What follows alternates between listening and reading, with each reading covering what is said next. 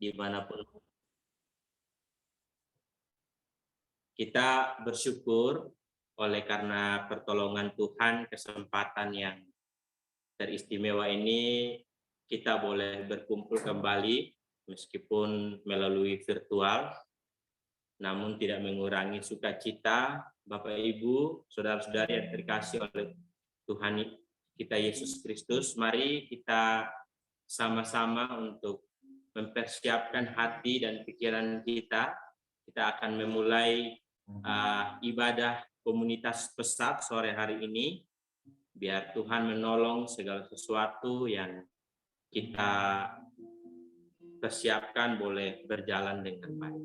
Bapak Ibu, mari kita persiapkan hati kita. Kita berdoa di hadapan Tuhan. Mari kita berdoa. Tuhan, kami bersyukur buat sore hari ini. Kami berterima kasih atas penyertaan dan kasih Tuhan. Engkau boleh menyertai setiap langkah hidup kami, bahkan pelayanan kami, Tuhan. Tuhan, kesempatan yang baik ini kami boleh berkumpul meskipun secara virtual. Kami percaya bahwa dalam persekutuan kami saat ini, Tuhan juga boleh hadir dan Tuhan boleh nyatakan belas kasihan-Mu atas kami. Setiap kami, hamba-hamba-Mu, yang mengambil bagian dalam pelayanan. Bahkan setiap umat-Mu yang turut ikut dalam ibadah virtual ini. Biar Tuhan menolong. Tuhan mengurapi setiap kami. Biar hidup kami berkenan di hadapan Tuhan. Terkhususnya persekutuan kami ini boleh berbau harum di hadapan Tuhan. Kami berikan waktu yang terbaik, biarlah Tuhan yang bekerja, Tuhan yang melawat persekutuan kami ini dari awal hingga akhirnya dengan belas kasihan-Mu. Terpujilah nama-Mu ya Bapa. Di dalam nama Tuhan Yesus kami berdoa. Amin. Ada sukacita Bapak Ibu? Saya percaya kita ada sukacita, ada semangat yang nampak sekali dalam setiap kehidupan kita ya. Baik, Bapak Ibu, saya mengajak kita untuk menaikkan pujian yang berkata, satukanlah hati kami untuk memuji dan menyembah Tuhan.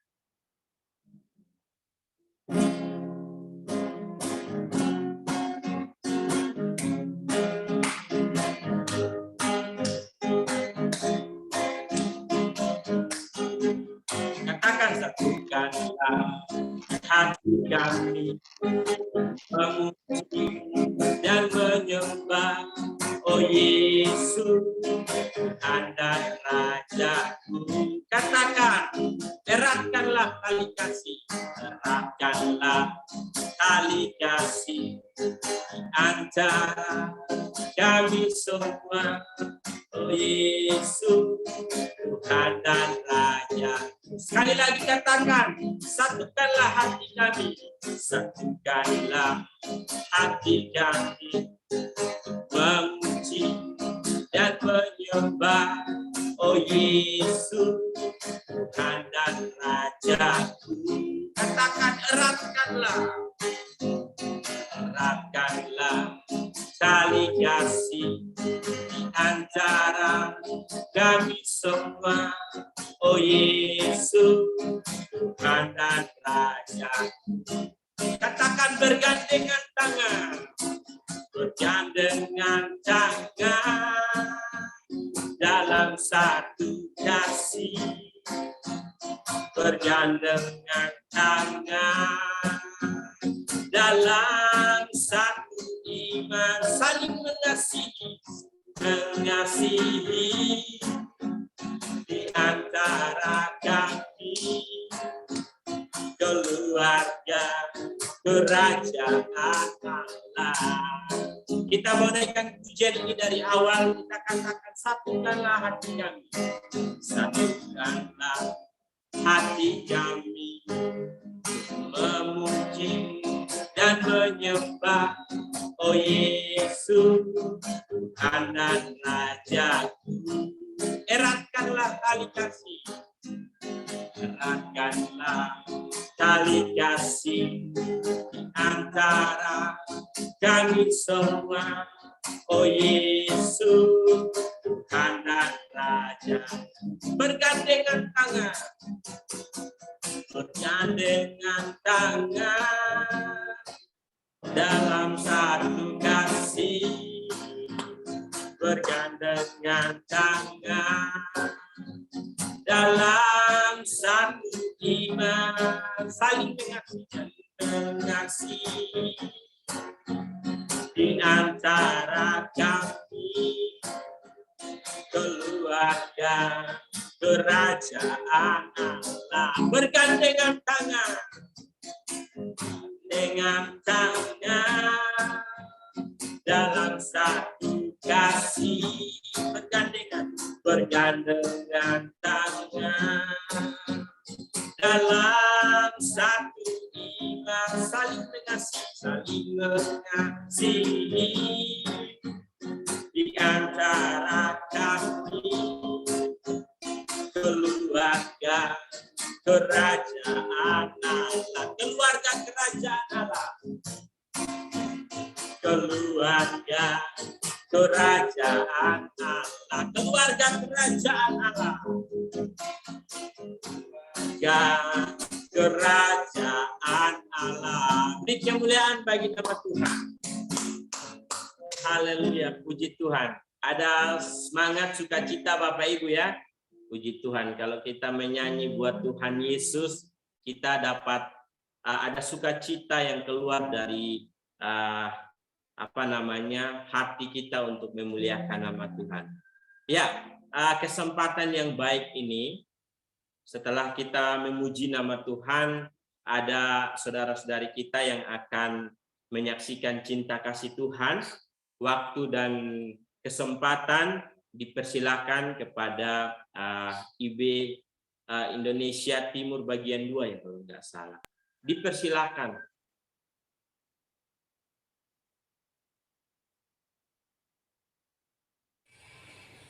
Salam, puji nama Tuhan, bisa bertemu dengan teman-teman pesat se-Indonesia. Puji nama Tuhan, kesempatan yang diberikan kepada saya untuk berbagi kesaksian. Sebelumnya, izinkan saya perkenalkan diri. Nama saya Ani, dipanggil Rosani, tempat pelayanan PAUD Trides Terpadu Besi, Kecamatan Damai, Kutai Barat, Kalimantan Timur. Saya minta maaf kepada teman-teman semuanya. Saya pakai masker karena isoman. Saya baru pulang dari Samarinda mengikuti kegiatan.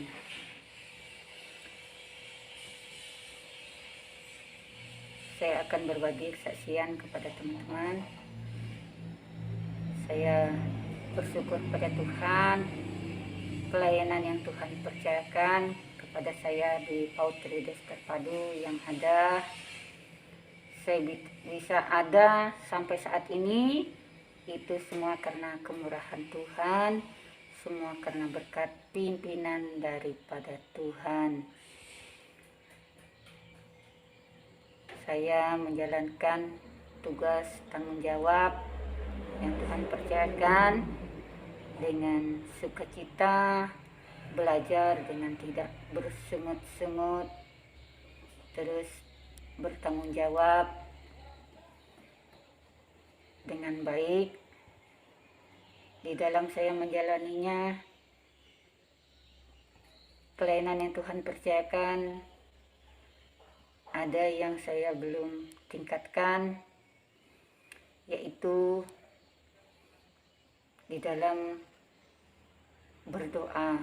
Ya, berdoa, tapi belum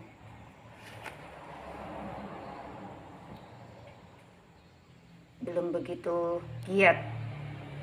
Jadi lewat pelayanan yang Tuhan percayakan, saya belajar mengambil waktu berdoa, karena berdoa itu sangat penting dalam kita mendahulukan Tuhan terlebih dahulu. Di saat kita berdoa kepada Tuhan, lihat hubungan intim kita dengan Tuhan, mendengarkan suara Tuhan lewat firman Tuhan, disertai dengan doa puasa. Jadi lewat itu saya belajar menjalaninya. Jadi lewat semua itu saya merasakan kuasa Tuhan bekerja, dinyatakan lewat pelayanan yang Tuhan percayakan. Baik saya layani anak-anak di PAUD Trides Terpadu, melayani orang tua, murid, dan masyarakat. Itu bukan karena dengan kekuatan saya, itu bukan dengan kepandaian saya, itu semua dari Tuhan. Yang memberi hikmat adalah Tuhan, yang memberi kekuatan kesehatan adalah dari Tuhan. Jadi contoh saya berbagi, sudah banyak beberapa saya layani anak-anak. Ada anak-anak yang luar biasa aktif. Jadi bagaimana melayani anak tersebut? Jadi berdoa kepada Tuhan, minta petunjuk kepada Tuhan bagaimana menangani anak tersebut. Puji Tuhan, Tuhan menjawab. Anak itu bisa berubah, tidak terlalu aktif lagi mengganggu teman, bisa dengar-dengaran kepada guru, orang tua. Itu semua karena Tuhan yang bekerja. Selanjutnya melayani orang tua murid. Ada yang curhat, saya layani, mereka bercerita sama saya kehidupan pribadi, keluarga, tanggung jawab mereka dalam rumah tangga. Setelah selesai bercerita, saya arahkan, motivasikan. Jadi saya perkenalkan Yesus sebagai Tuhan dan Juru Selamat, menginjil orang tua murid tersebut. Lewat semua itu saya jalani, saya bawa orang tua tersebut berdoa supaya belajar mengandalkan Tuhan dalam hidupnya. Karena banyak di tempat saya pelayanan kuat penyembah berhalanya teman-teman. Jadi masih ada yang menduakan hati.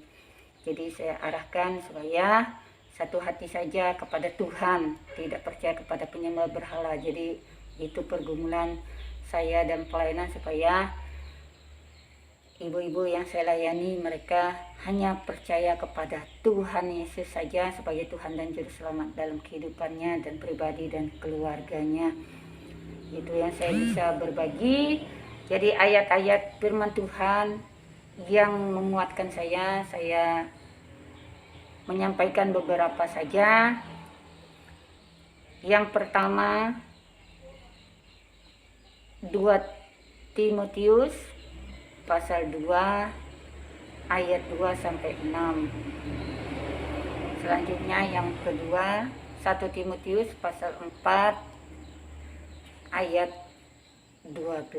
Jadi lewat ayat ini saya belajar banyak hal-hal yang saya dapat menjadi motivasi saya lebih lagi di dalam saya menjalani tanggung jawab kepercayaan yang Tuhan percayakan, pelayanan yang mulia daripada Tuhan yang ada di PAUD Trides Terpadu Bersih Kecamatan Damai. Jadi puji Tuhan, saya bisa ada saat ini semua karena Tuhan, semua karena berkat kasih cinta Tuhan, kuasa Tuhan yang bekerja dinyatakan. Puji Tuhan, nih kesaksian saya. Terima kasih, Tuhan Yesus memberkati. Salam. Puji Tuhan. Terima kasih buat kesaksian yang sangat menginspirasi setiap kita, khususnya di pelayanan pesat. Tuhan Yesus memberkati Ibu. Semoga pelayanan Ibu dan rekan-rekan yang ada juga apa yang diperbuat kiranya Tuhan dipermuliakan. Ya, terima kasih Bu. Mungkin ada lagi yang mau menyaksikan cinta kasih Tuhan. Mana tahu ada yang tergerak hati tiba-tiba menyampaikan sesuatu, dipersilahkan. Oke. Nah, kalau oke, terima kasih buat kesaksiannya. Kalau tidak ada lagi, kita akan tutup ruang kesaksiannya. Bapak Ibu, saudara-saudari yang dikasihi oleh Tuhan, mari kita siapkan hati kita untuk kita mau mendengar firman Tuhan. Biar apa yang disampaikan oleh hambanya boleh menolong setiap kita untuk terus semangat dalam pelayanan yang Tuhan percayakan buat kita. Bapak Ibu, saudara-saudari yang dikasihi oleh Tuhan, sebelum kita mendengar firman Tuhan, kita mau naikkan pujian. Pujian yang berkata, Tuhan aku rindu, Tuhan aku siap, penuhi aku dengan roh. Pujian ini dengan kesungguhan hati setiap kita untuk meresponi firman Tuhan ini.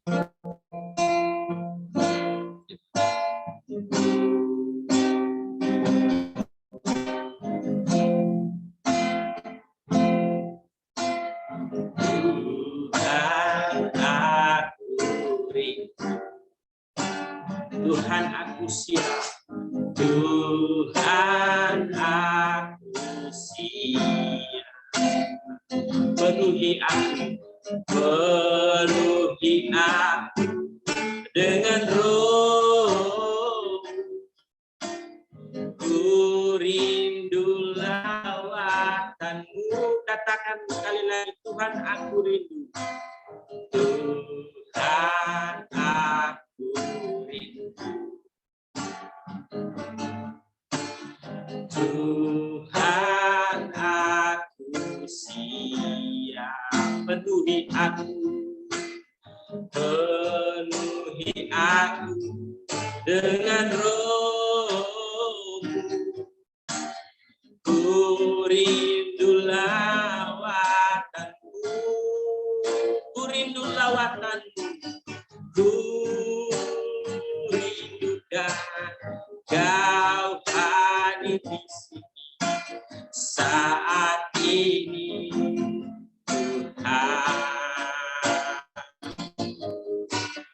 Ku rindukan rohmu mengurapi saat ini, Yesus. Kita katakan sekali lagi, Tuhan aku rindu, Tuhan aku siap. Tuhan aku rindu, Tuhan aku siap, penuhi aku dengan roh, ku rindu lawatanmu, ku rindukan kau hadir di sini saat ini, Tuhan. Ku rindu rohmu, ku rindukan rohmu rapi saat ini, Yesus. Ku rindukan kau hadir di sini, ku rindukan kau hadir di sini saat ini,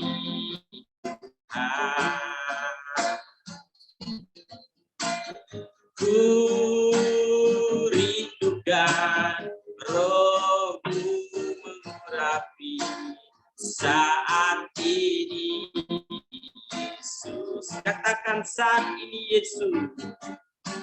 Saat ini, Yesus. Sekali lagi katakan saat ini, Yesus. Kami siap mendengar firman ini, Yesus. Persilakan kepada hambanya menyampaikan kebenaran firman Tuhan. Mari kita berdoa. Bapa Surgawi, kami sungguh bersyukur kepadamu. Terima kasih untuk kesempatan indah yang Tuhan berikan kepada kami. Kami akan mendengarkan kebenaran firman-Mu Tuhan. Kiranya Roh Kudus-Mu mari hadir menyertai setiap kami. Terus menuntun kami, supaya kami semua boleh terus mengerti akan kebenaran firman Tuhan. Dan Tuhan juga terus menolong kami, mampukan kami, supaya kami boleh melakukan kebenaran firman itu dalam kehidupan kami hari lepas hari.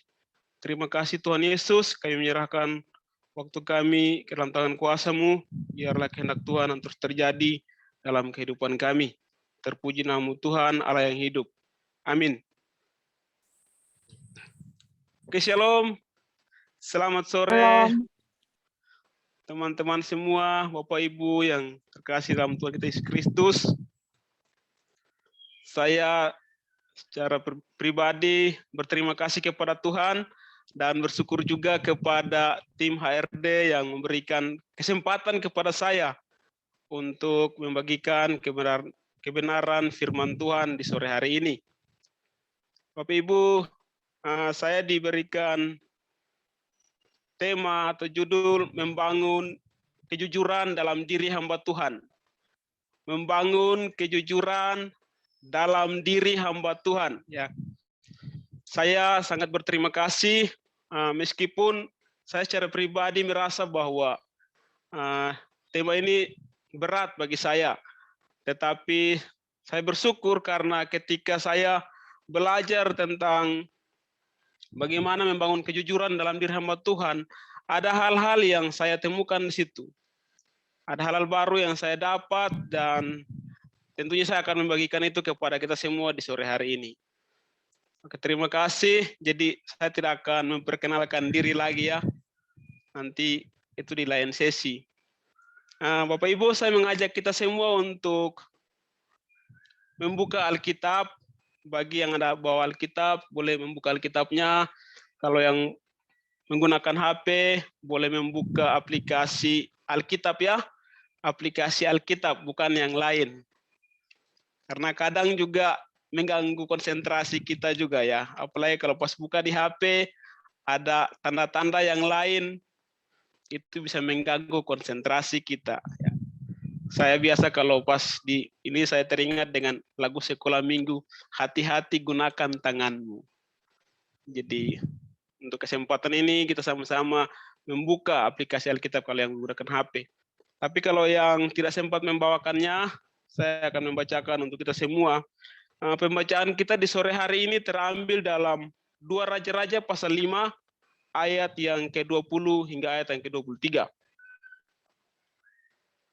2 Raja-Raja pasal 5 ayat yang ke-20 hingga ayat yang ke-23.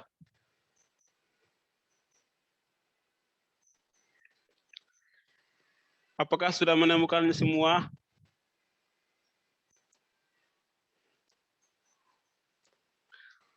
Dua Raja-Raja pasal 5 ayat yang ke-20 hingga ayat yang ke-23. Ya.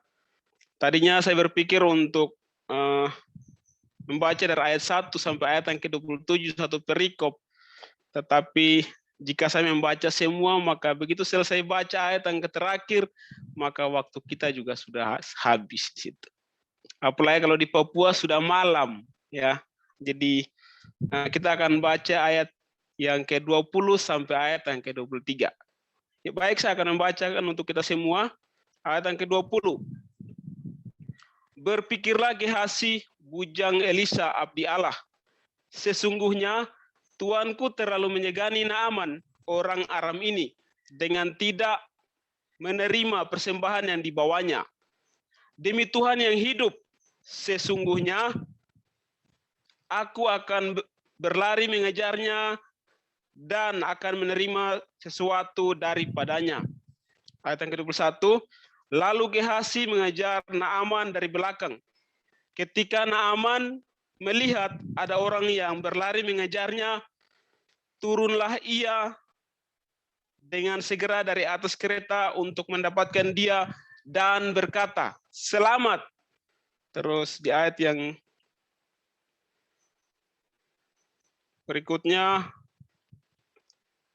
berkata begini, Ayat 22. Jawabnya, selamat. Tuanku Elisa menyuruh aku mengatakan, baru saja datang kepadaku 2 orang muda dari pegunungan Efraim, dari antara rombongan Nabi. Baiklah, berikan kepada mereka setalenta perak dan 2 potong pakaian. Ya. Bapak Ibu, teman-teman semua, kita mengetahui bersama bahwa dalam perikop ini bercerita tentang seorang Naaman yang mencari abdi Allah untuk mendapat kesembuhan, ya, untuk memperoleh kesembuhan, untuk mencari kesembuhan. Jadi dari bacaan kita ini, saya ingin supaya kita sama-sama melihat 3 tokoh dalam perikop ini, ya, melihat 3 tokoh, yaitu yang pertama ada Naaman, yang berikutnya ada Elisa, dan juga Gehasi. Kita akan melihat siapakah mereka dalam perikop bacaan kita ini. Naaman adalah seorang tentara Aram yang sakit kusta. Jika kita baca di ayat-ayat sebelumnya, di situ menjelaskan bahwa ia seorang tentara yang gagah perkasa tetapi terkena penyakit kusta, sehingga dia harus pergi ke Samaria untuk berjumpa dengan Elisa, ya. Terus di situ juga ada tokoh yang berikutnya, ada Elisa. Elisa itu siapa? Dia adalah seorang abdi Allah, ya. Seorang nabi yang dipakai oleh Tuhan secara luar biasa. Dia menggantikan Elia, ya. Terus yang berikutnya, tokoh yang berikutnya yaitu Gehasi. Siapakah Gehasi? Gehasi adalah bujang daripada Elisa atau hamba daripada Elisa, ya. Nama Gehasi ini tercatatnya mulai dari di 2 Raja-Raja pasal 4, ya, ketika Elisa berjumpa dengan perempuan Sunem. Ya, di situ ada nama Gehasi di situ. Jadi di sini ada 3 tokoh, yaitu Naaman yang mengalami atau mendapat satu penyakit yang pergi untuk mencari kesembuhan.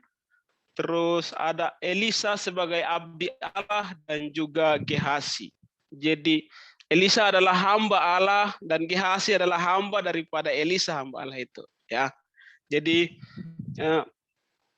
sini ada 3 tokoh. Kita melihat bahwa kalau dari perikop-perikop sebelumnya kita lihat ketika Naaman pergi untuk mencari Elisa, ternyata dia mendapat kesembuhan.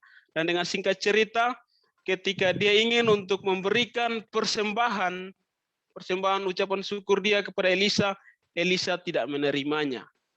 Ya. Elisa tidak mau untuk menerima persembahan yang diberikan oleh Naaman. Tetapi beda dengan bujangnya, ya. Beda dengan bujangnya atau hambanya Gehasi, ya. Bapak Ibu, tetapi sebelum kita lanjut, saya ingin untuk kita melihat beberapa definisi dari tema yang tadi, yaitu yang pertama tentang kejujuran. Saya coba melihat dari Kamus Besar Bahasa Indonesia, apa itu kejujuran atau apa itu jujur, ya. Ternyata di situ dikatakan bahwa kejujuran atau jujur artinya lurus hati, ya, lurus hati. Jadi bukan hati yang bengkok, hati yang lurus hati. Itu yang pertama. Artinya bahwa lurus hati, tidak berbohong. Misalnya dengan dia berkata apa adanya, apa yang terjadi itu yang dia katakan, lurus hati. Terus yang berikut itu tidak curang, ya. Kejujurannya tidak curang. Misalnya dengan mengikuti setiap aturan yang berlaku, ya. Jadi artinya bahwa kejujuran adalah kejujuran atau jujur adalah keselarasan antara perkataan dan perbuatan. Jadi bukan hanya berani untuk berkata jujur, tapi berani juga untuk berbuat jujur, ya. Bukan hanya kita berkata jujur, tetapi perbuatan juga harus jujur. Artinya sesuai dengan contohnya, oh jalur-jalurnya harus seperti begini, ya, harus seperti itu. Kalau di bagian Indonesia Timur sering bilang bahwa harus ikut peraturan yang ada. Contohnya tahap-tahapnya seperti itu. Jangan bikin gerakan tambahan lagi, ya. biasa bahasa-bahasa anak muda di sini bilang stop bikin gerakan tambahan, ya. Artinya bahwa jujur juga dalam perkataan dan juga perbuatan, ya. Terus apa Ibu, teman-teman semua, saya ingin kita melihat bahwa di zaman sekarang ini kejujuran itu menjadi sesuatu yang langka, ya. Seperti sulit sekali kita menemukan orang yang jujur, baik dalam perkataan dia atau mungkin dalam tingkah laku, dalam susah. Sehingga orang katakan bahwa kejujuran itu sudah menjadi sesuatu seperti barang antik. Ya. Sudah susah sekali lah kalau orang mau berkata jujur untuk saat ini. Bahkan ada orang yang bangga kalau dia tidak jujur.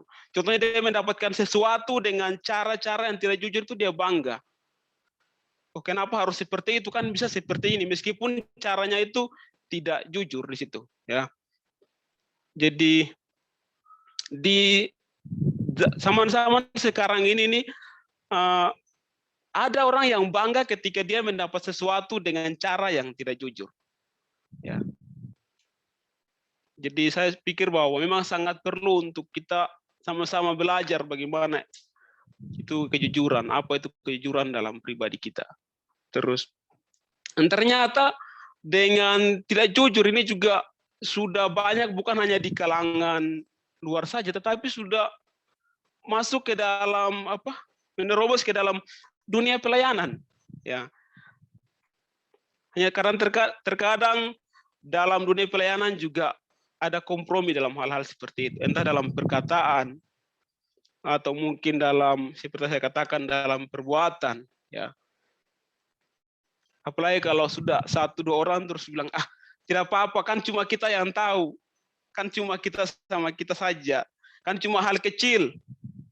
Jadi di situ kadang kita juga rela untuk melakukan itu meskipun kita tahu bahwa itu adalah sesuatu yang tidak benar, ya. Kejujuran. Terus saya coba melihat beberapa hal, faktor utama mengapa orang tidak jujur, ya. Karena kalau kita melihat sebenarnya kita harusnya ya tidak rugi kan kalau kita berkata jujur atau kita berlaku jujur. Tetapi kenapa? Kenapa orang tidak jujur, atau mungkin kenapa kita sendiri tidak jujur, ya? Jangan saya bilang orang dulu, kita sendiri, karena terkadang kita sebagai pribadi juga kadang kita tidak jujur dengan diri kita sendiri, ya. Saya tidak ingin untuk membahas itu terlalu. Saya ingin lanjut bahwa mengapa orang tidak jujur. Saya menemukan beberapa hal, ya. Yang pertama, alasan orang tidak mau jujur karena dia takut ditolak. Dia takut ditolak, entah itu mungkin kepada temannya, kepada pacarnya, atau mungkin orang yang baru PDKT, takut ditolak, ya. Dia takut ditolak mungkin karena dia merasa kurang dengan pribadinya atau mungkin dengan apa yang ada pada dia, sehingga dia tidak berani untuk jujur dalam hal itu. Jadi sehingga dia mau untuk berbohong, berkata sesuatu yang tidak sebenarnya, bahkan mungkin rela untuk melakukan banyak hal yang tidak sesuai, tidak jujur, ya. Terus yang berikut selain dengan orang yang mungkin dalam anak muda mungkin dalam masa pendekatan juga terkadang tidak jujur karena takut ditolak. Terus yang berikutnya itu dalam komunitas atau perkumpulan. Ini menurut saya ini sesuatu yang ada juga pengalaman pribadi dalam hal itu. Apalagi kita dalam satu komunitas, perkumpulan, pertemanan, kalau ada teman yang melakukan kesalahan terus ditanya, itu menjadi sesuatu yang sangat berat bagi kita. Apalagi kalau yang melakukan kesalahan kita sendiri atau teman yang paling akrab dengan kita. Karena pasti kita rela untuk berbohong, karena kita mau menyelamatkan teman kita ini. Pada sebenarnya itu adalah sesuatu tindakan yang tidak benar, ya. Apalagi kalau teman melakukan satu kesalahan, ketika kita jujur kalau itu teman saya yang melakukan kesalahan. Ketika contohnya ada masalah terus polisi datang, kita jujur, itu yang nama ini teman saya itu dia yang melakukan. Pasti kita tidak berani untuk berkata jujur. Meskipun kita tahu kalau yang teman kita lakukan itu sesuatu yang tidak benar, ya. Jadi takut ditolak. Apalagi kalau dia jujur ya pasti dia dikucilkan. Dia tidak dianggap sebagai teman lagi. Karena dia sudah jujur meskipun yang temannya lakukan itu atau itu suatu kesalahan. Jadi yang pertama itu takut ditolak, ya. Yang berikutnya saya melihat bahwa kenapa orang tidak jujur, yaitu merasa tidak cukup, ya. Seperti yang sudah saya bilang tadi, mungkin dengan secara material yang dia miliki atau mungkin dengan kepribadian dia merasa tidak cukup, sehingga dia berusaha untuk mencukupi apa yang dia rasa kurang itu. Dia rela untuk berkata bohong, rela untuk tidak jujur dengan perbuatan semua. Ini menjadi suatu masalah juga bagi kita semua, ya. Apalagi kita sebagai manusia ya tidak pernah rasa cukup, selalu kurang-kurang terus. Jika kita tidak mampu untuk mengatur hal itu dengan baik, maka pasti kejujuran itu akan jauh dari kita. Kalau kita berasa kurang dan tetap kurang, ya sudah, kita pasti akan terus melakukan sesuatu yang tidak benar. Artinya bahwa kita melakukan sesuatu tindakan yang tidak jujur, entah itu dalam perkataan kita, entah itu dalam tindakan kita yang tadi seperti saya katakan. Terus yang berikut, ingin mendapat sesuatu dengan cara yang cepat, ya. Kenapa saya bilang ingin mendapatkan sesuatu dengan cara yang cepat? Seperti sudah saya bilang tadi, kejujuran bukan hanya perkataan, tetapi juga dari tindakan, perbuatan kita. Saya pernah ditanya sama satu teman, dia bilang begini, bro, kalau saya bayar polisi untuk bikin SIM itu boleh kah tidak? Saya bilang sama dia, kira-kira boleh suap kah tidak? Dia bilang, tidak boleh. Saya bilang, kalau begitu tidak usah tanya sama saya kalau kamu sudah tahu jawabannya. Ya. Itu hanya contoh kecil, ya. Maksudnya ingin memperoleh sesuatu dengan cepat, dengan banyak, tapi tidak mau mengikuti setiap prosedur yang ada, ya. Sehingga itu juga orang mau berbohong dalam hal itu, dalam tindakannya. Terus, dan Bapak Ibu, ini pun juga bisa terjadi dalam pribadi hamba Tuhan, dalam komunitas yang melayani Tuhan, ya. Apalagi seperti sudah saya bilang tadi, oh ini kan cuma saya sama kamu yang tahu, ya, jangan ada teman lain lagi. Atau ini kan cuma hal kecil, ini cuma kesempatan, tidak apa-apa, kita coba sekali lagi. Ya.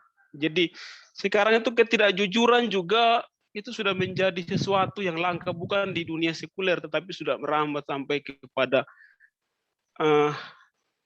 komunitas-komunitas atau mungkin kepada hamba-hamba Tuhan, ya. Ya, saya pikir penting sekali untuk kita membangun suatu kejujuran dalam pribadi kita, ya. Bapak Ibu, untuk mendapat semua itu orang rela untuk tidak mau jujur, entah dengan perkataan, perbuatan. Banyak orang lebih mementingkan penampilan luarnya daripada standar moral yang sudah Tuhan berikan kepada dia. Sehingga kejujuran itu tidak dilakukan, dan lama-lama itu sudah menjadi sesuatu yang langka. Jadi banyak orang itu lebih mementingkan kepentingan luarnya, asal orang lihat saya, oh bisa, orang lihat saya oke. Tetapi tidak memperhitungkan standar moralnya. Dia rela untuk berkata sesuatu yang tidak benar, bahkan membuat sesuatu yang tidak benar supaya dia merasa diterima, merasa cukup, ya. Terus kejujuran itu sesuatu yang sangat penting bagi kita semua. Kenapa kita harus jujur? Bapak Ibu, kita semua dengan sangat waras, dengan sangat berani kita semua katakan bahwa kita adalah hamba Tuhan, ya. Kita melihat bahwa hamba Tuhan, kita orang yang melayani Tuhan, karena jujur itu adalah sifat Tuhan sendiri. Jadi mengapa kita harus jujur? Ya, memang harus jujur, ya. Terus kalau kita jujur, kita bebas dari rasa bersalah, ya. Ada yang pernah rasa seperti begitu? Kalau jujur terus pulang malam tidur tidak bisa nyenyak begitu? Atau tadi saya tidak jujur, kenapa saya harus berbohong sama teman saya? Kenapa harus berbohong sama tim saya? Kenapa saya harus berbohong kepada mentor saya? ketika kita melakukan itu pasti pulang tuh rasa tidak nyaman. Jadi kalau kita jujur pasti pulang itu terasa seperti lega sekali. Begitu tidur 1 kali bangun matahari sudah naik tinggi. Ya, tapi bukan itu. Maksud saya kita bebas dari rasa bersalah kalau kita melakukan satu kejujuran. Ya, karena rasa bersalah itu termasuk suatu emosi yang mengikat sekali sama kita. Ya, saya juga coba melihat apa manfaat kejujuran bagi kita sebagai manusia, bagi kita sebagai makhluk sosial. Ya, bagi kita sebagai orang yang dipercaya untuk melayani Tuhan. Manfaatnya apa? Jujur dalam kehidupan kita, dalam pribadi kita sebagai hamba Tuhan. Jadi kita ada beberapa hal yang ingin saya bagikan. Yang pertama, dapat dipercaya oleh orang lain dimanapun dan kapanpun. Ketika kita jujur, maka banyak orang yang bisa mempercayakan kita, percaya sama kita. Entah itu yang mempercayakan kita untuk melakukan sesuatu tugas, tanggung jawab, orang percaya sama kita. Ya. Kita melihat banyak tokoh di Alkitab yang karena mereka jujur, mereka memperoleh suatu jabatan yang tinggi atau mungkin dipercayakan untuk menjadi orang-orang terkemuka dalam hal itu. Salah satu contoh Yusuf, ya. Yusuf termasuk salah satu orang minoritas, tetapi dia karena dia berlaku, karena perbuatannya jujur, lurus, dia dipercayakan, dia menjadi orang yang terkemuka. Itu salah satu contoh dari Yusuf. Ya. Kenapa kita harus jujur? Kita dipercaya oleh banyak orang. Banyak orang yang secara kita melihat bahwa IQ-nya tuh di atas rata-rata, pintarnya luar biasa, tetapi juga kadang orang tidak percaya karena tidak ada kejujuran dalam pribadinya. Karena ketika dia tidak jujur, banyak orang menjadi kecewa. Akhirnya ada dusta di antara sesama. Ya. Jadi betapa pentingnya kejujuran atau integritas dalam pribadi kita. Karena ketidakjujuran itu akan merusak reputasi kita, entah itu dalam dunia pelayanan, dalam dunia entah kita di mana kita tinggal. Kalau kita tidak jujur, pasti orang tidak akan percaya sama kita. Tetapi kita jujur, maka orang akan percaya kepada kita, entah itu dimanapun, siapapun, kapanpun, pasti mereka akan percaya sama kita. Ya. Terus yang berikutnya, seperti sudah saya bilang tadi, ketika kita jujur, manfaatnya itu kita merasa tenang. Kemanapun kita pergi, kapanpun kita pergi, kita bebas dari rasa bersalah. Kita merasa tenang, merasa damai. Ya. Mau kita bersosialisasi dengan siapapun, kita tidak ada rasa, contohnya sungkan atau mungkin kita takut. Tetapi kalau kita tidak jujur, terus kita pergi ketemu dengan orang yang pernah kita bohong, pasti tidak tenang. Itu biar mau makan enak pun tidak nyaman. Ya. Jadi kalau ketika kita jujur, kita menjadi tenang, menjadi damai. Terus yang berikut, ada saling ketergantungan, contohnya dalam tim. Contohnya kalau kita dipercayakan untuk melakukan sesuatu, tanggung jawab, atau mungkin, nanti sore kamu melakukan ini. Baiknya kita jujur juga dalam hal itu. Apabila tidak mampu, baiknya kita jujur. Saya tidak mampu, bagaimana caranya? Supaya teman yang mungkin bisa, dia bisa menolong kita. Tetapi sangat menyakitkan kalau kita kasih tahu, nanti lakukan ini. Jawabnya, iya, semangat. Tetapi ternyata tidak kerjakan. Lama-lama tuh jadi masalah juga. Ya. Jadi adanya saling ketergantungan. Tetapi jangan juga karena sudah bilang tadi saya tidak bisa. Saya sudah jujur sama kamu kalau tidak bisa. Terus lama-lama apapun yang dipercayakan tidak mau terima. Kan saya sudah jujur, saya tidak bisa. Kenapa sama saya? Tidak harus seperti begitu juga. Ya. Jangan kita mengikuti berdasarkan kemauan kita sendiri.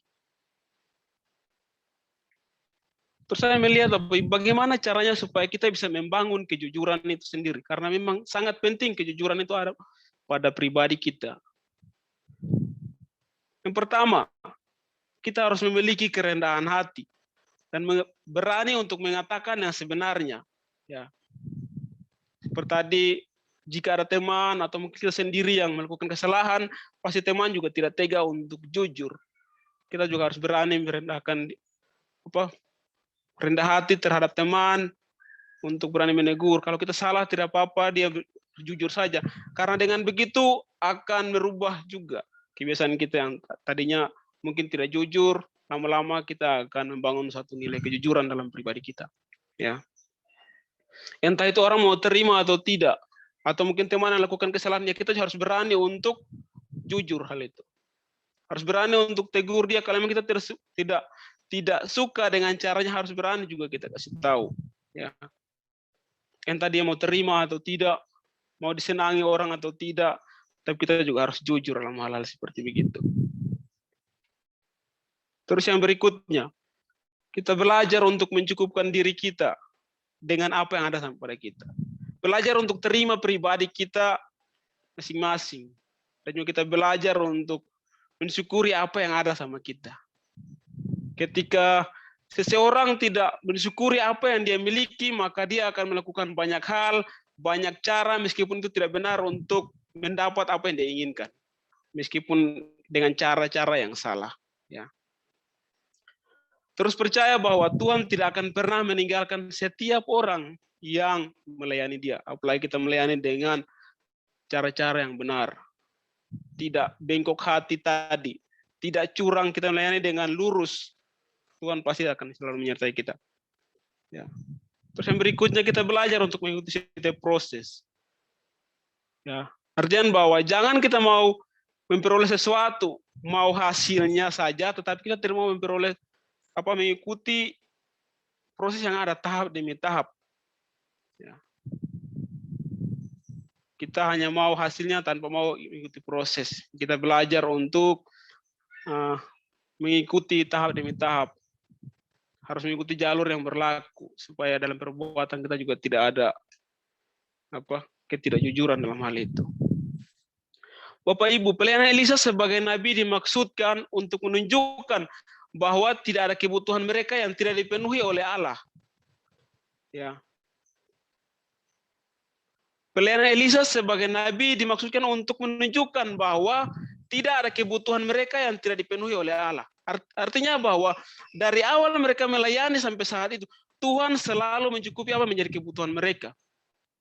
Ketika kita melihat di pasal-pasal sebelumnya atau ayat sebelumnya, penyertaan Tuhan selalu nyata bagi mereka. Ya. Tuhan selalu mencukupkan apa yang menjadi kebutuhan mereka. Tuhan selalu menyertai mereka langkah demi langkah. Ya. Tapi Naaman adalah orang Aram yang tidak mengenal Tuhan, Bapak Ibu. Selalu luar biasa dari tindakan Elisa tadi. Ketika ia berjumpa dengan Elisa dan mendapat kesembuhan, ya, dia ingin untuk memberikan ucapan syukurnya, persembahan. Tetapi di situ kita melihat satu hal bahwa ia pulang dengan satu keyakinan bahwa di seluruh bumi tidak ada Allah kecuali yang ada di Israel. Itu luar biasa. Jadi Elisa sendiri, dia tidak melihat bahwa, oh ini yang dipersembahkan ini harus saya terima karena ini kami butuh sekali. Tapi Elisa lebih fokus kepada Tuhan karena dia percaya bahwa Tuhan tidak mungkin meninggalkan mereka. Kita sebagai hamba Tuhan, sebagai orang yang melayani Tuhan, kita perlu untuk terus membangun kejujuran dalam pribadi kita masing-masing. Ya. Apalagi di zaman-zaman seperti sekarang ini, seperti sudah saya bilang tadi, kejujuran menjadi sesuatu yang langka. Bahkan dianggap bodoh ketika melakukan satu kejujuran. Apakah kita harus malu dengan kata-kata seperti itu? Kita sebagai hamba Tuhan harus terus belajar dan terus belajar ya. Saya sebenarnya kalau katakan begini, tidak pantas karena banyak senior-senior hamba Tuhan dalam ruang Zoom ini.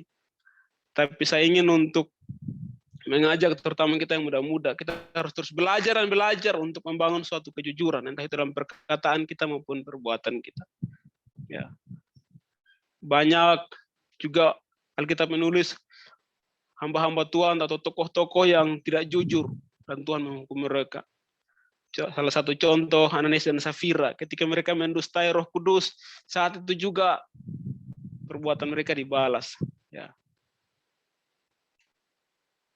Elisa merasa bahwa dirinya untuk mendapatkan apa yang Tuhan lakukan dalam dirinya. Ya. Elisa merasa tidak layak dirinya mendapatkan untung dari apa yang Tuhan lakukan melalui hidupnya, melalui dirinya. Itu menjadi satu kewajiban bahwa dia harus melayani Tuhan dengan sungguh. Itu bukan suatu motivasi dalam kehidupannya, dalam pelayanannya. Tetapi tidak dengan Gehasi, ya. Beda dengan Gehasi, Paceha itu dia beda. Ia memiliki hati yang serakah, ya, Gehasi. Sehingga ia mau mencemarkan kemurahan Allah untuk mendapatkan keuntungan secara material. Bukankah selama mereka berjalan melayani, Tuhan selalu menyertai mereka? Tapi dalam konteks ini ia mencemarkan nama Allah untuk mendapatkan keuntungan secara pribadi, dalam artian keuntungan material. Ia berdusta kepada Naaman, kepada Elisa, mencemarkan nama Tuhan. Kalau kita lihat kembali di ayat yang tadi, begitu dia mau berangkat, dia bilang apa? Demi Tuhan, saya akan kejar dia untuk minta barang itu. Dan ketika dia sampai berjumpa dengan Naaman, dia bilang bahwa Elisa yang suruh sama dia. Dia bilang bahwa Elisa menyuruh dia untuk meminta. Padahal tidak ada seperti itu. Ya. Beda dengan Elisa. Ya. Gehasi tidak melihat Tuhan sebagai sumber segalanya. Dan dia lupa bahwa selama bersama-sama dengan Elisa ada banyak mujizat Tuhan yang mereka rasakan. Gehasi lebih melihat apa yang tadi mau dipersembahkan itu. Meskipun dia mendapat 2 talenta perak dengan 2 potong pakaian, ia mengharapkan sesuatu yang lebih. Tetapi kita melihat apa yang dia dapat setelah itu. Ketika dia melakukan suatu tindakan ketidakjujuran, maka ada risiko yang besar yang dia tanggung. Bukankah ia tahu bahwa Elisa adalah nabi yang dipakai oleh Tuhan secara luar biasa? Ya. Ketika ia lebih mengutamakan kepentingan sendiri, maka ia harus berbohong. Dia tidak berpikir lagi siapa dia, siapa Elisa. Yang penting sudah lihat barang, sudah saya harus dapat barang itu. Ya. Dia tidak lagi menjaga reputasinya sebagai bujang daripada Elisa, seorang abdi Allah ini. Situ dikatakan dia mengejar dan juga dapat. Sudah jalan jauh gara-gara mau dapat barang ini, lari pace sampai dapat. Ya. Itu Elisa. Jadi saya melihat bahwa apabila dalam pelayanan juga ketika kita mengutamakan kepentingan secara pribadi,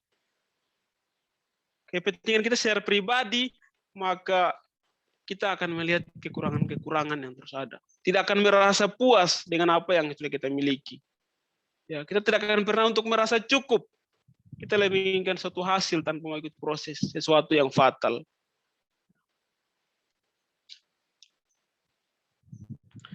Ketika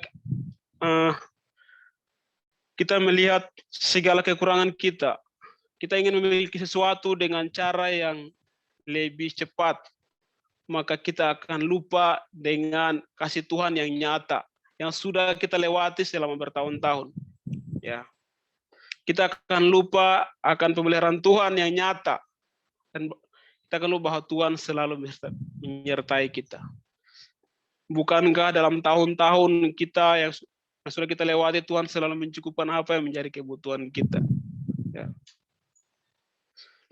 Teman-teman semua, yang terkasih, saya percaya bahwa Tuhan kita adalah Tuhan yang jujur.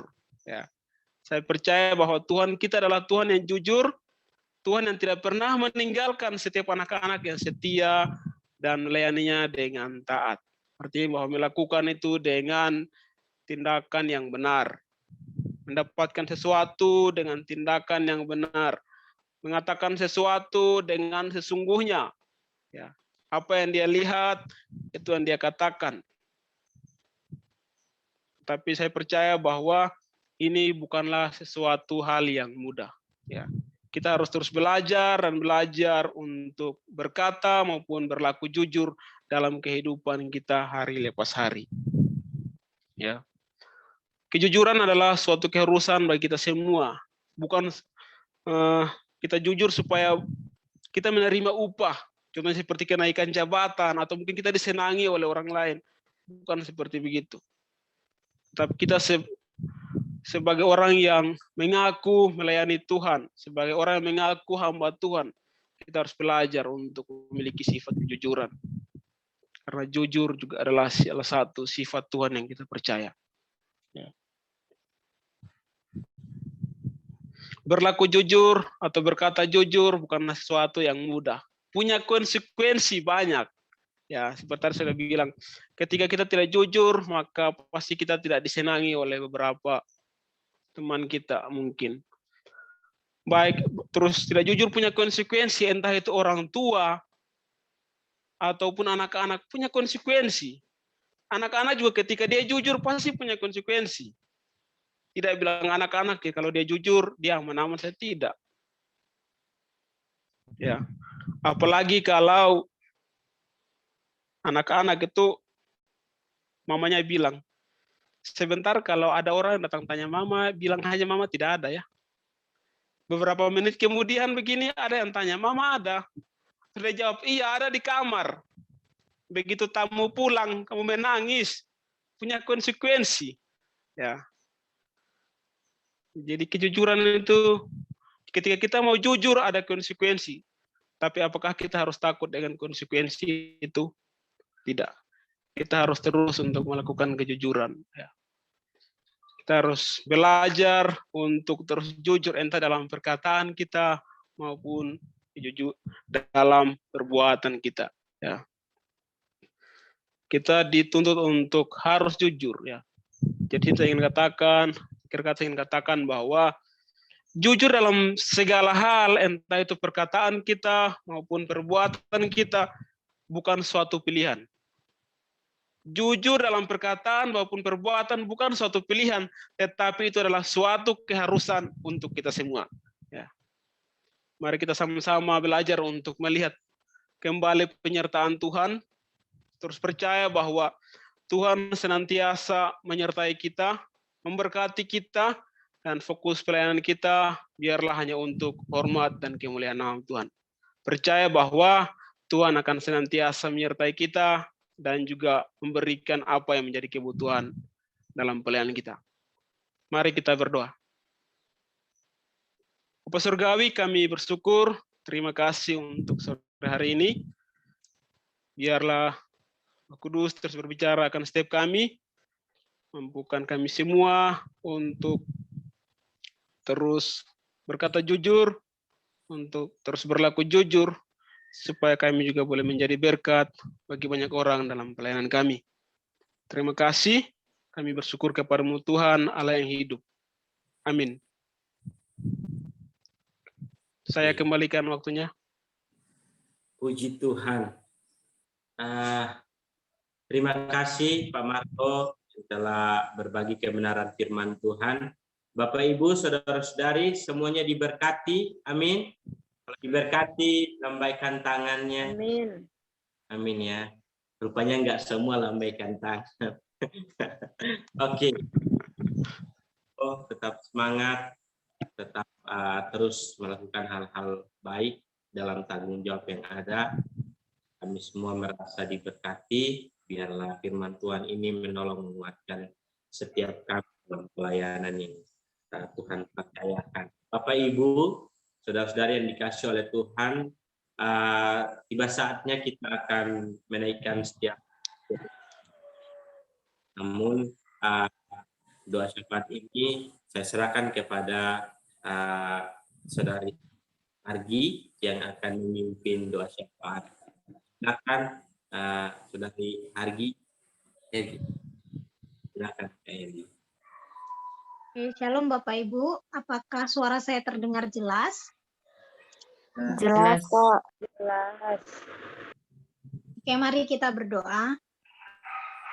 Kami bersyukur Tuhan buat kebenaran firman-Mu yang menegur kami, mengingatkan kami untuk kami boleh menjadi hamba Tuhan yang jujur, untuk kami tetap pada prinsip kami ketika ada konsekuensi yang harus kami terima, untuk kami mengungkapkan kejujuran, kami tetap memilih untuk jujur. Terima kasih Tuhan buat hamba-Mu, Kak Marco, yang telah menyampaikan kebenaran firman Tuhan. Biar firman Tuhan itu tidak lalu dari hadapan kami, tapi benar-benar masuk ke dalam hati kami, sehingga kami bisa menjadi pelaku-pelaku kebenaran firman-Mu.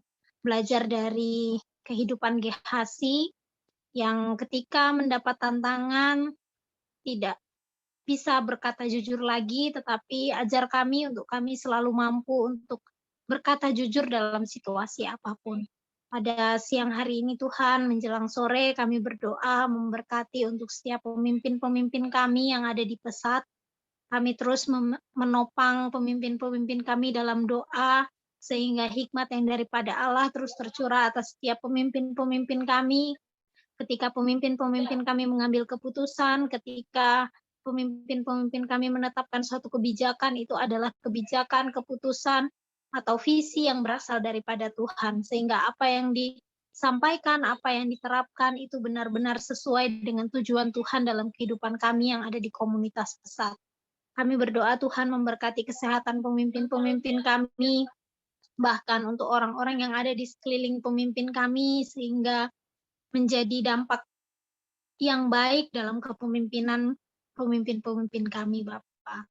Kami terus berdoa juga memberkati setiap divisi-divisi yang ada, biar masing-masing divisi ini boleh bergerak sesuai dengan apa yang Tuhan mau dalam pelayanan Pesat ini, Bapak. Berikan kami hikmat-Mu sehingga kami terus melakukan inovasi-inovasi yang berkenan di hadapan-Mu, melakukan inovasi terobosan-terobosan yang membuat semakin hari Pesat semakin berkenan di hadapan-Mu, Tuhan. Sehingga apa yang kami canangkan di 2047, kami boleh mencetak pemimpin-pemimpin yang berdasarkan dengan kehendak Tuhan yang bisa membawa perubahan bagi bangsa kami, bahkan bangsa-bangsa lain. Kami terus berdoa memberkati buat rekan-rekan komunitas kami yang menjadi ujung tombak dalam pelayanan kami, memberkati pemimpin-pemimpin FC, memberkati koordinator-koordinator, supervisor, manajer area, bahkan rekan-rekan guru-guru di lapangan. Tuhan menolong mereka semua. Berikan kesehatan, kekuatan, berikan hikmat yang daripada Tuhan, sehingga apa yang dilakukan, apa yang dikerjakan, semuanya berdasarkan dengan kehendak Tuhan. Mereka boleh memahami indikator-indikator pencapaian yang ada, sehingga apa yang dikerjakan benar-benar sesuai dengan apa yang menjadi harapan pemimpin-pemimpin yang ada. Terus berikan kesehatan tim antara kami satu dengan yang lain, sehingga kami boleh saling menolong, saling membantu ketika ada kesulitan, ketika ada kelemahan, kami boleh saling menolong satu dengan yang lain. Kami juga berdoa Tuhan buat rekan-rekan kami yang mungkin dalam keadaan kurang sehat. Tuhan menolong, Tuhan memberikan kesembuhan di dalam nama Yesus. Bahkan rekan-rekan kami yang saat ini sedang dalam proses isoman, Tuhan menolong melalui apa yang terjadi ini, membuat semakin hari mereka semakin memiliki pengalaman-pengalaman bersama dengan Engkau yang membuat kami semakin menetapkan hati kami, semakin mengasihi Engkau lebih dan lebih lagi, Bapa. Kami terus berdoa juga memberkati buat rekan-rekan kami yang berulang tahun pada minggu ini, biar berkat Tuhan, penyertaan Tuhan terus tercurah atas kehidupan masing-masing rekan-rekan kami, biar kasih yang daripada Allah terus nyata sempurna dalam kehidupan mereka, sehingga mereka semakin hari semakin mengasihi Tuhan. Terima kasih Bapak, kami juga berdoa untuk anak-anak FC yang dilayani, target 70.000 anak yang akan dilayani pada 30 tahun ke depan. Tuhan tolong biar semuanya boleh berkenan di hadapan-Mu, biar anak-anak ini menjadi generasi yang mengubahkan bangsa kami, menjadi generasi yang membawa berkat bagi bangsa-bangsa lain, jadi pemimpin-pemimpin yang berani, menjadi pemimpin-pemimpin yang jujur, yang dapat membawa perubahan demi perubahan yang baik sesuai dengan kehendak Tuhan. Terima kasih Tuhan, terima kasih. Bahkan sponsor donatur yang menopang pelayanan Pesat juga kami serahkan dalam tangan Tuhan. Percaya bahwa berkat-berkat Abraham, Ishak, Israel terus tercurah atas kehidupan mereka semua, sehingga apa yang mereka kerjakan, apa yang mereka lakukan, dibuat berhasil, bahkan pergumulan, harapan semuanya dibuat berhasil karena mereka mengandalkan Engkau. Dan juga berikan hikmat kepada kami untuk mengolah setiap persembahan yang diberikan oleh sponsor donatur sehingga semuanya boleh dicukupkan di dalam nama Yesus. Terima kasih Tuhan, terima kasih. Kami mengucap syukur bahwa Tuhan ada bersama-sama dengan kami hari lepas hari dan bahkan sampai seterusnya Tuhan tetap menyertai kami. Terima kasih Bapa, mohon turut tutup bungkus kehidupan kami semua sehingga kami tetap sehat, kami bisa tetap melaksanakan tugas kami secara maksimal. Kami mengucap syukur di dalam nama Tuhan Yesus. Haleluya. Amin.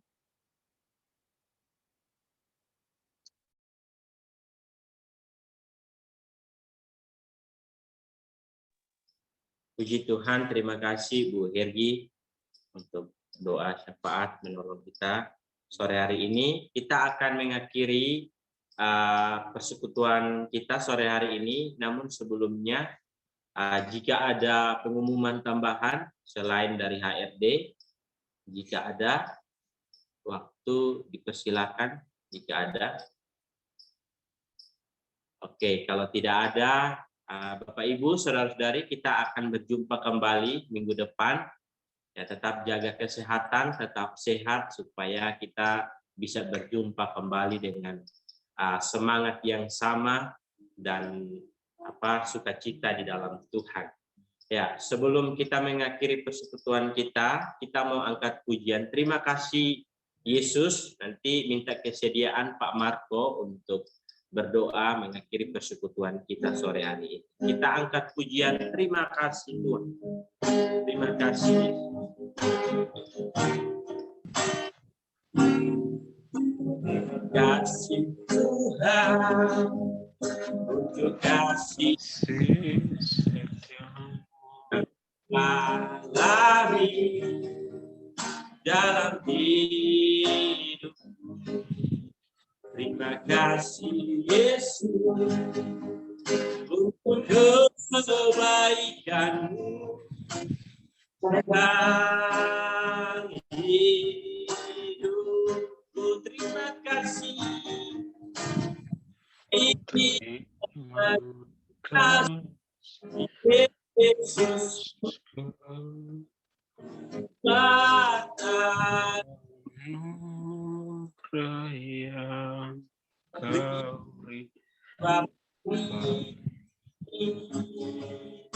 Tuhan ada syukur bagimu. Terima kasih Yesus. Terima kasih Yesus. Tuhan anugerah yang hari ini Tuhan ada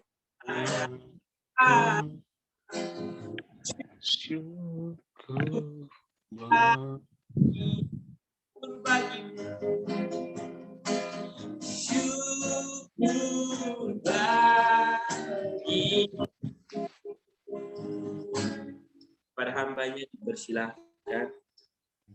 Kita berdoa. Kami bersyukur kepadamu Tuhan untuk pemeliharaan-Mu dalam kehidupan kami. Terima kasih, kami akan mengakhiri persekutuan kami sore hari ini. Kiranya kasih sukacita dan damai sejahtera daripada Tuhan terus menyertai kami mulai saat ini hingga selama-lamanya. Terpuji nama Tuhan Allah yang hidup. Amin. Amin. Tuhan, ibadah kita selesai. Selamat sore Bapak Ibu, Tuhan Yesus memberkati. Terima kasih Pak Rian, Pak Purnama. Kiranya Pak Marco dan Pak Martin kiranya terberkati dan Terima kasih. Terima kasih semua, terberkati. Shalom. Aman. Berkati. Terima kasih. Terima kasih semuanya.